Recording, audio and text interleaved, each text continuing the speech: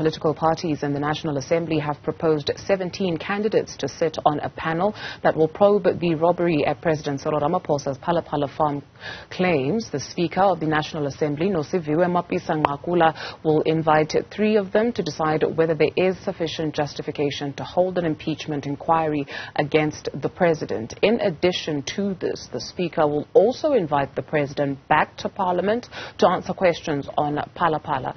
To unpack this further, we're joined by political analyst Professor Sipho Seepe. Prof, thank you very much for availing yourself this morning. Maybe let's start with the President's posture when he appeared before Parliament this week. Your thoughts? Well, what is very clear is the President has been ducking and diving on this matter of Phala Phala. Remember, we got to know about Phala Phala not through him or his office. We came to know of him through a whistleblower who indicated that the president was stashing a lot of money and that money was stolen. And that was 2 years ago. So the fact that we are given piecemeal information, the president is not sure what else is in store. So what he's doing is to buy time, because if he responds, he might actually be found to be lying if there's evidence that proves to the contrary. So because he does not know what Arthur Fraser or other people have in terms of evidence, what he's doing is stalling for time. So when he was asked by many people, he talked about the due process. And some people have fallen into that notion of buying into due process, saying this matter is being investigated. So what the parties decided to do is to bring this matter to Parliament. Now, the thing about Parliament is that there is no law or rule or regulation that prevents the President from addressing this matter or answering the question. Because if the matter was, at least in the courts, the President could argue that I cannot respond to this because this matter is sub judice. So what the parties have actually said is that, Mr. President, you can duck and dive outside, but when it comes to this, you cannot hide behind the notion that this matter is being investigated elsewhere, because Parliament does not say when the matter is being investigated, the matter cannot be entertained in Parliament, only when the matter is before the courts. But the President knows that if the matter goes to the courts, it means that the President must first be charged. And for him to be charged in terms of the ANC's own rules, the President will have to step aside. So the President is trying to find every measure that will make sure that it doesn't step aside, that the matter does not go before the courts before December. Because if the matter were to go to the court before December, then he will have no choice, or the ANC will have no choice but to remove him. Well, not if opposition political parties have their say, right? So let's take a look at this independent panel that will consider the allegations. 17 nominations. 12 are retired judges and 5 are other advocates of the High Court or Senior Counsel or law academics. How then should we understand their work? Well, the work is clearly stated that first the Parliament has come up with rules in terms of how you carry out the impeachment process. One is that there must be a substantive motion that is given to the Speaker. And so once the Speaker is satisfied, then the process gets initiated.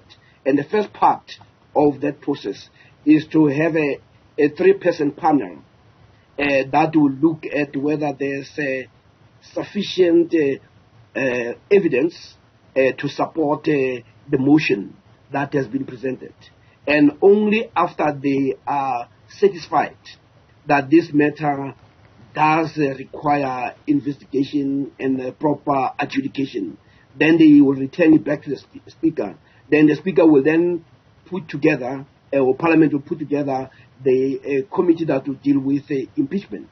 And there will be almost a discussion on making sure that the Constitution's stipulation are satisfied. One, that the President has seriously violated the Constitution or the law, or has been engaged in serious misconduct.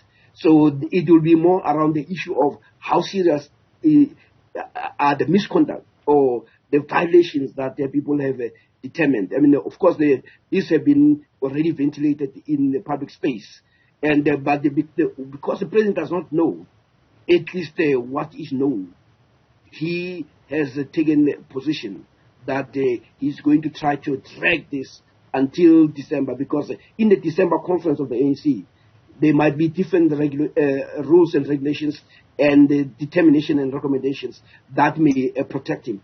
At the moment, what we should understand is that the president will drag this until December, until the ANC conference is done. The reason why he's not going to answer is first because he doesn't want to put himself in a corner. So there is a saying in law, or those who represent clients who are guilty, to say, don't say much, and if you can, say nothing, because you might actually entangle yourself. And this is a posture and strategy that the president has taken.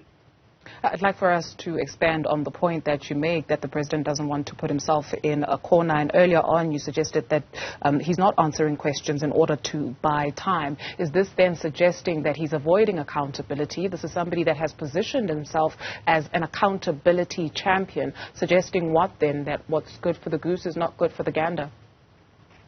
Oh, I mean, I think we should not even begin to debate that. This is very clear. The president has been a person who has been very quick to go to the public platform, to engage in public relations exercise, to present himself as almost an epitome of accountability. He has presented himself as somebody who says, my presidency will be based on transparency, openness, and anti-corruption. But that, for him, only applies to all other people, not when it comes to him. So this is a simple matter that took place 2 years ago. There isn't anything that is complex. Even as he talks about that the matter is under investigation, if the president knows the truth, there is nothing that prevents him from saying the truth. But what he's trying to do is to hide behind due process. And now he finds himself in a corner. This is why, after consideration, the speaker and the parties have determined that his decision not to answer cannot be sustained in terms of parliamentary rules. So he has now, or he'll be forced to, or possibly he's going to be asked to go back to Parliament to come and answer the question, because there is no reason why he can't answer that question. And of course, that is one part. There's still the part that of other issues that they are being investigated and the issues that people have. But what is very clear is that beyond the Phala Phala matter, on this issue, there's an element that he has been engaged in an activity that gives him income. And in terms of a constitution, the president must be seized with issues of the state, not to be engaged in some private and a hustle on the side. He should be giving all his attention. And Section 96 is very clear around that. So on that one, he has already violated the Constitution. And whether that is serious enough, it will be up to the Parliament to determine. Professor Sipho Seepe, thank you for availing yourself this morning.